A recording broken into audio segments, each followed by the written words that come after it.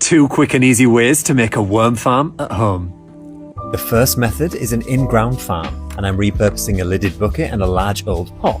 To start, I use a drill bit that's larger than 8 centimeters to make holes around the perimeter and base of the bucket, and I remove any sharp edges.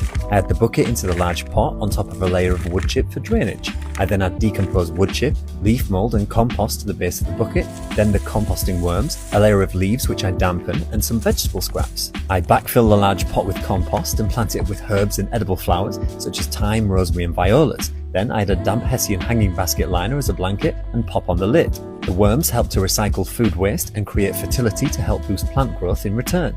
I use 2 lidded buckets for the second method, which allows me to capture worm fertiliser to water on the gardens. I drill holes in the bottom of one bucket and along the top rim for ventilation. I then add a few layers of cardboard to the bottom, dampen it, and then mix a thick layer of compost, soil and leaf mould to add on top of that. The worms are next, then a layer of damp leaves, food scraps, and lastly the hessian blanket is tucked in to keep everything damp and dark. I slip that bucket inside the bucket without holes so I can catch the worm fertiliser below, and I add the lid and store it out of harsh sunlight and in the garage or shed if there's a chance of frost. And I then add regular organic matter, carbon and mix to aerate every time I feed them with food scraps just to prevent anaerobic conditions. So why not turn your waste into worm-fueled fertility?